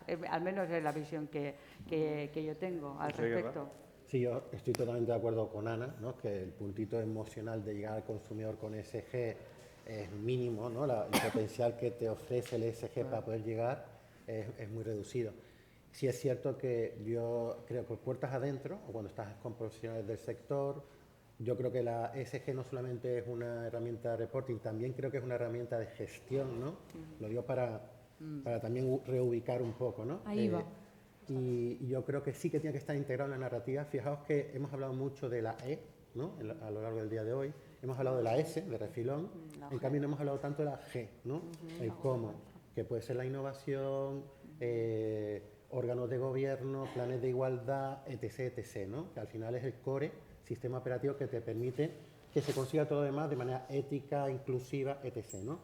¿Qué vengo a decir con todo esto? Que es cierto que llegando al cliente final, al consumidor, pues poco le aporta, sin duda, pero yo creo que tiene que estar en algún lado de la narrativa, ¿no? Porque al final conecta de alguna manera con ese propósito que decíamos, ¿no? De impactar en lo medioambiental, en lo social, cada marca con su propósito, con sus valores, con sus comportamientos, y luego, pero es muy relevante ver cómo lo trasladamos a una narrativa, y en esa narrativa tiene que estar presente el ESG. Y es verdad que ha habido debate, ¿no? Ha habido debate, en Estados Unidos lo está viendo mucho, está diciéndose, ¿no? Que cae en desuso el ESG, porque al final lo que tiene que primar es el beneficio, también el hecho de cómo de relevante es la comunicación al consumidor.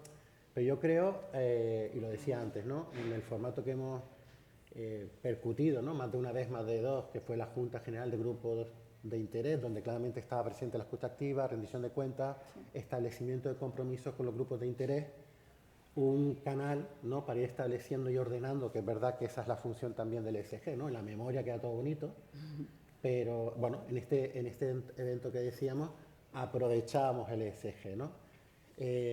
Yo creo, lo que voy viendo es que se va muriendo según cómo parece que pierde fuelle, pero luego vuelve a resurgir, ¿no? Entonces yo ahí soy optimista porque por de pronto nos ha permitido lo que decías, que la gente tenga más relevancia, ¿no? Que al final los proyectos van teniendo toda su contundencia en lo social, ¿no? Hemos hablado también de social washing, un poquito de refilón, greenwashing, pero yo creo que la clave también es que cómo estamos consiguiendo las cosas, ¿no? Entonces, en ese sentido, un punto a favor del ESG también. Yo solamente para complementar, estoy de acuerdo en el que al consumidor se lo tenemos que poner fácil y comprensible. A veces hay las mismas siglas, ¿no? O terminología que echa para atrás. Y a nivel de... Yo creo que ahí lo que marca la diferencia y lo que realmente te permite conectar es, y vuelvo a lo mismo, ¿no? Ese propósito y esa razón de ser, y cómo tú como compañía estás siendo un medio para dar respuesta pues, a un reto social o a un reto ambiental, ¿no? Eso sí que es una propuesta de valor que marca la diferencia y que te permite diferenciarte, ¿no? Porque llevar a rajatabla los reportings de ESG lo puede hacer perfectamente una compañía que, por ejemplo, está en una industria sensible, ¿no? Entonces, muy bonito, pero tú a través de tu negocio, ¿qué estás haciendo, ¿no? Entonces, ahí yo creo que lo que realmente aporta ese valor y te dota de esa diferenciación es el propósito que tienes como compañía, cómo eso permea. Evidentemente, la gestión es imprescindible, pero yo ahí sí que creo que a nivel comunicativo es a través de esa línea, de ese propósito que vertebra toda la pata social, pero también la pata ambiental, y tiene que ver también con la propia gobernanza de la organización. Realmente ahí creo que es donde está la clave para poder conectar. Gracias. ¿Alguna més? ¿Alguna más?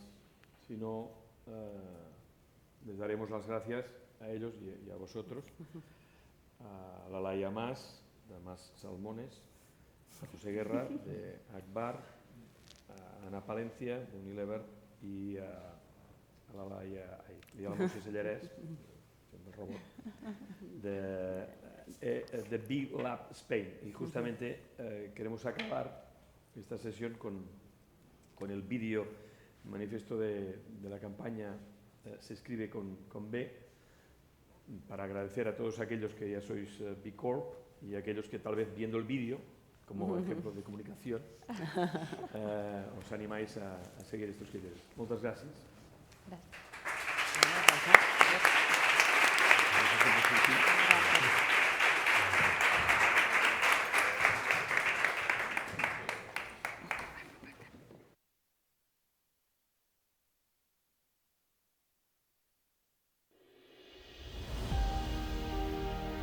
Fue Albert Einstein quien dijo que locura es hacer lo mismo esperando resultados diferentes. Llevamos mucho tiempo haciendo lo mismo. En los últimos siglos, la economía ha crecido de forma exponencial. Pero se ha hecho a costa del medio ambiente y de las comunidades más vulnerables. Hoy, 62 personas tienen la misma riqueza que la mitad de la población mundial. Y cada año consumimos casi el doble de los recursos que el planeta puede ofrecer. El modelo que instauramos se ha vuelto insostenible. Ha llegado el momento de reescribir la historia. Ha llegado el momento de aplicar el Plan B. Desde el movimiento B Corp proponemos utilizar la fuerza de las empresas como motor del cambio. El movimiento Bicorp lo formamos las personas y organizaciones que hemos comprendido que si algo nos beneficia, pero perjudica al mundo, entonces no nos beneficia.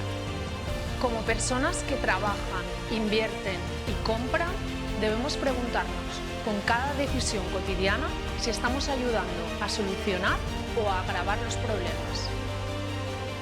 Como emprendedores y líderes empresariales, también.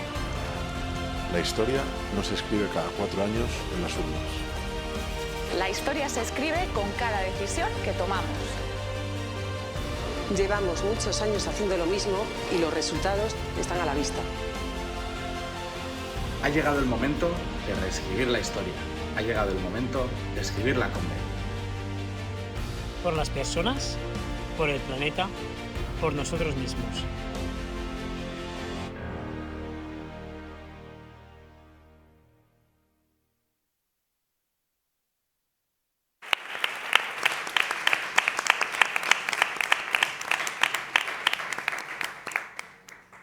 Ara sí que ja està. Moltes gràcies. Bon dia.